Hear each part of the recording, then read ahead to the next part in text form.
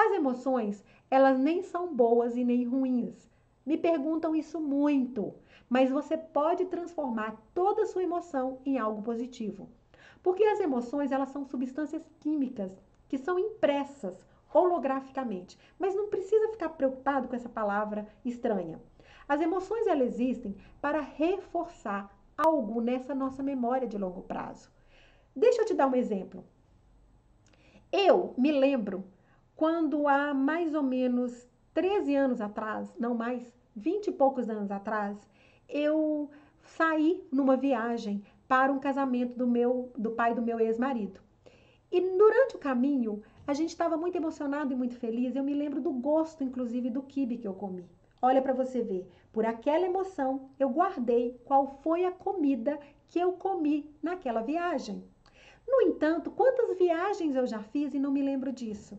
Eu me lembro uma vez que a gente foi para a praia, eu e mais 18 membros da nossa família, primos, maridos deles, namorados, sobrinhos, várias pessoas, tios, e a gente estava muito feliz. Eu me lembro do sorvete que a gente comeu naquela época, da pizza.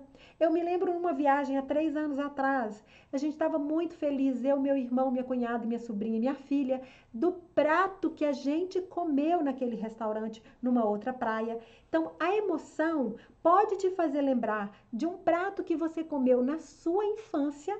E eu me lembro agora, nesse momento, de uma farofa de chuchu na minha vizinha, que eu não esqueço o gosto dela. Olha que coisa mais simples. Mas porque a emoção estava ali registrada. Você pode lembrar de uma comida que você comeu no seu Natal quando você tinha 10 anos e você não lembrar de comida de vários outros natais, ou aquilo que você comeu ontem. Porque a emoção ajuda você a memorizar. Então imagine uma emoção de dor que você sentiu no relacionamento. Faz com que essa ligação fique mais forte. Então, a farmácia mais sofisticada do universo está dentro do seu corpo, num lugarzinho no seu cérebro chamado hipotálamo. O hipotálamo fabrica neurohormônios que combinam com certos estados emocionais que nós vivenciamos a cada momento na nossa vida, diariamente. Existem substâncias químicas próprias, específicas para raiva, para tristeza, específicas para tristeza, para vitimização, para luxúria. Há uma substância que combina com todo o estado emocional que você vivencia. E assim, esse estado emocional no nosso corpo, no nosso cérebro, ele se espalha pelo corpo. E o hipotálamo libera na corrente sanguínea.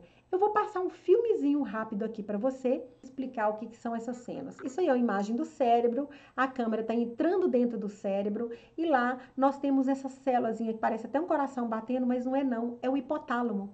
E esse hipotálamo lá dentro dele vai fabricando inúmeras milhões de substâncias. Tudo isso que você está vendo aí, esses pontinhos, são substâncias, são neurohormônios. É a mínima porção de uma proteína. E olha, esse aí que a gente acabou de ver são neuropeptídeos, neurohormônios que se espalham pelo corpo. Esse aí representado de vermelho pode ser um neurohormônio da raiva.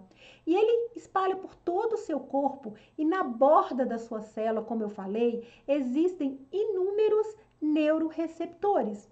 E estes neuroreceptores, eles recebem olha, tá vendo? Acoplou lá dentro da célula, lá na porta da célula, modificando. Esse aí é o hormônio vermelhinho, o neurohormônio da raiva, por exemplo, e ele acha exatamente o neuroreceptor certinho, olha, ele tentou entrar num e é nesse que ele encaixa. Virou e mudou a célula lá dentro. Ele estimula a célula lá dentro. Então, essa célula sendo estimulada, e a brincadeira da célula, isso é uma chamadinha, vamos imaginar que é a célula da alegria, da excitação, aí isso é que faz com que a pessoa sorria, isso é que faz com que a pessoa fique alegre. É um neurohormônio da alegria, por exemplo.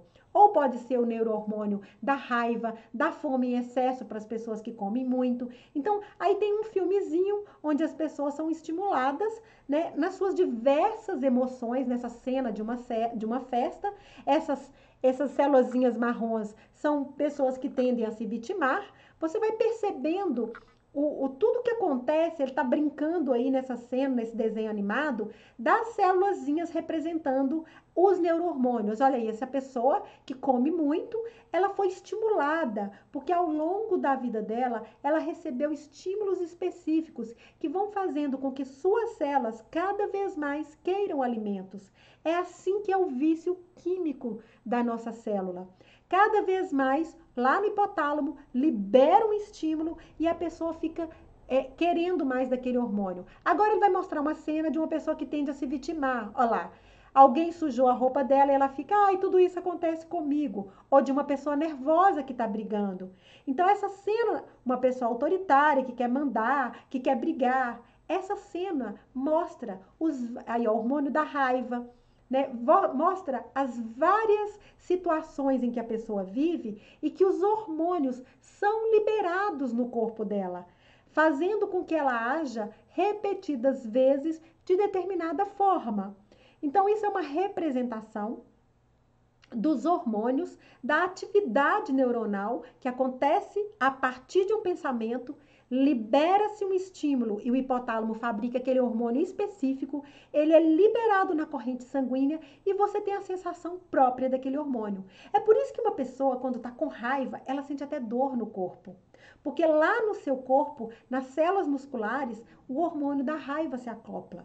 Quando a pessoa está entediada ou com preguiça, ela fica lerda, porque o seu músculo recebe um outro hormônio específico.